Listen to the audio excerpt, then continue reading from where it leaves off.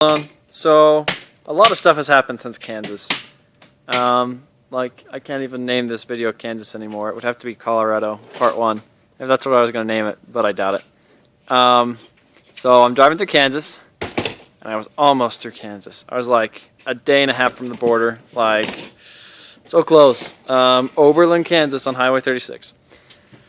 And out here they have what are called goat's heads. They're little pokers. Let's see if I can find one on the ground to show you. Little pokers that resemble a goat's head, surprisingly enough. And they're just really terrible. Like, they used to have a lot of problems with car tires before they really thickened them up with goat's head. And bicyclists have a lot of problems with them. Out here, they just grow out here. So that's why I didn't know about them. Out here, if you're riding your bike, you stop on the road, set the bike down, walk off the road. You don't ride the bike off of the road, which is what I do, which is what I did, which is what I shouldn't have done. So I'm in Oberlin, Kansas. Well, I'm about 10 miles outside of Oberlin, Kansas, headed west. And I just barely changed some flats, so I don't have any more tubes. I'm a little low on patches.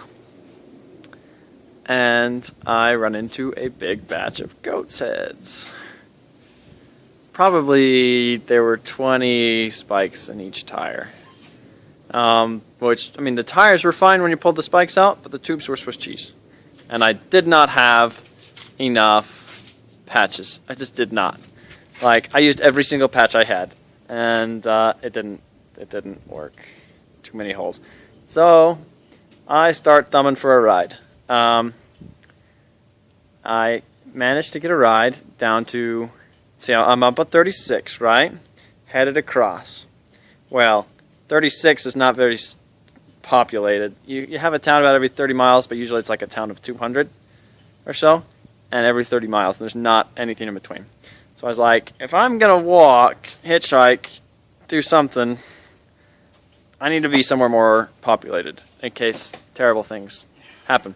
So I hitchhiked down to I-70, which also runs northwest, but it's south, right? So I was up here, hitchhiked down, and I keep going. I stop in a little town. The guy I got a ride with, he was pretty great. Him and his girlfriend were coming home from Nebraska to see the family for the weekend.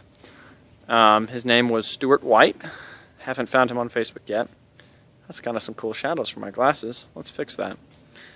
And so I got a ride down with him to I-70 to Stratton, Colorado. And so Kansas won in the end. I didn't make it across Kansas, but I got close. I was very close. I spent about a week and a half maybe in Kansas. It was no fun. I mean, it was fun. It was fantastic, but Kansas. So I get a ride to Stratton, Colorado. I stay the night there at a campsite. That's where he lives, so that's as far as that line went, you know, into line. And I continue hitching on I-70 with my bike, just rolling it along. I use a little rope to tie the handlebars to the seat post so that it wouldn't, so I could use one hand to hold it on the seat, and the other hand have my thumb out like so. And walked right past the no hitchhiking sign onto I-70. Started hitchhiking on I-70. I was on there about 10 minutes, and these great people with a horse trailer stopped. And so I sprinted and threw my bike in the horse trailer and hopped in. And they were coming out. Hey! What's up, Reba? Reba, come here, girl! Huh. They were coming out to Bennett, Colorado, where they live, which was about 30 miles, 40 miles maybe, east of Denver. So I can see the mountains on a good day. I'm not that far from Denver. And we were talking about how I'm going to get through the mountains before winter hits. And they were like, winter's just about already hit in the mountains. And I was like, oh, that's not good. So they were like, tell you what, you stay with us and work on a farm, and we'll put you up for the winter. And there you go. And I was like, that's a great idea. Hey, John. And that's really fantastic. I mean, that's kind of the best thing in the world. I get to stay through the winter and wait till the snow goes away. And I found another job, which I'll get to in a second, so I can save up for the next leg of the trip, which is something else that needed to happen because I was getting pretty low on money. I was like, I'm about to be a hobo instead of a traveler. I'm going to be a hobo. So that's pretty cool. So I'm here on their farm in Bennett, Colorado. Gorgeous place. Wonderful place. The sky is clear. I don't know if we can see the mountains. Let's check. And it's just wonderful. Oh, there's a fence over there. They've got a horse, 2 dogs, and 4 cats. And they are traveling photographers. You can barely see. You probably won't be able to see the mountains at all. I can barely see the mountains. They're faint, but they're there, and they're gigantic. They're big. That's the wrong angle. The sun is over there. So, yeah. So they travel a lot, and I take care of the place while they're not here, and I do a lot of work while they're not here and while they are here. I shoveled some manure. I planted a fence post with them. Did a lot of weed eating. Poured some concrete. Just, stuff. Keeping the place up. And that doesn't take all my time, which led me to find another job.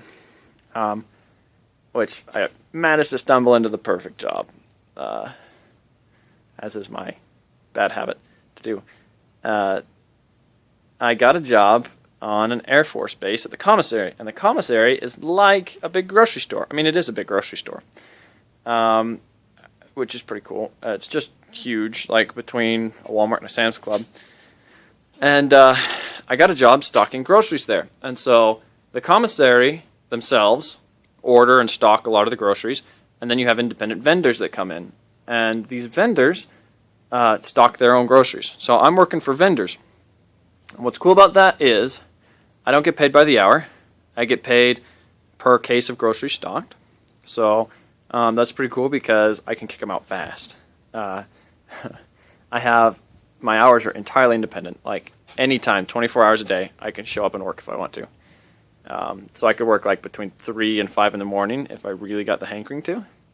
I don't need to be there anytime. Just make sure the stuff gets on the shelves, before it builds up too bad in the back.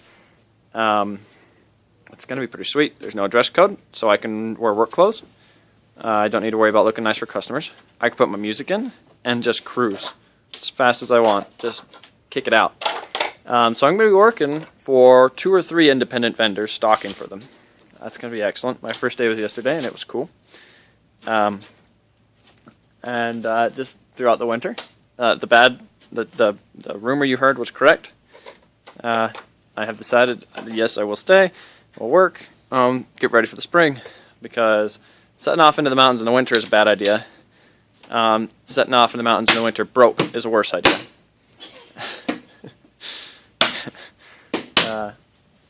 And so I'm really excited because it's gorgeous here. It's the same climate as Utah. It feels like Utah. Just beautiful. I'm very close to Denver, so I can go pal around in Denver. I'm going to hang out with Pop again tomorrow. When he comes through, we hang out. It's just pretty great. I'll be home for Thanksgiving.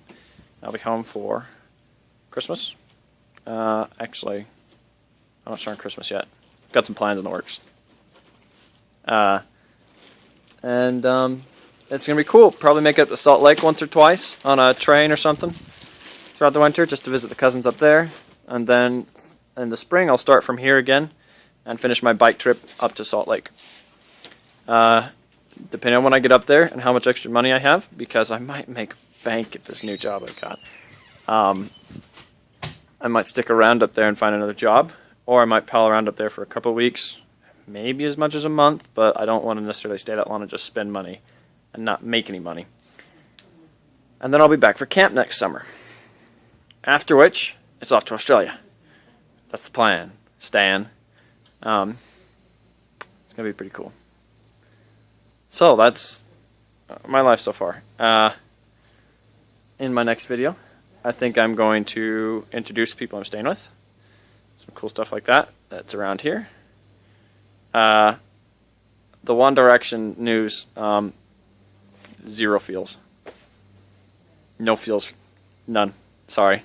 Not going to happen. Zero feels were given that day. The Doctor Who news, all the feels in the world. That's going to be great. If you can happen to, like, wander through the back of the set and be on Doctor Who, that would be the best thing in the world, probably. I would have to come home just to high-five you for that. Probably. So, see what you can do there, because I'd like to be able to tell my friends that my little sister was on Doctor Who. It's going to be pretty cool. How is swim team going? How is homeschooling going? Do you guys still go up to Jeff City a lot? How are the dogs? How is the family? All that. Anyway, video uno of dos thus far. Alvin out.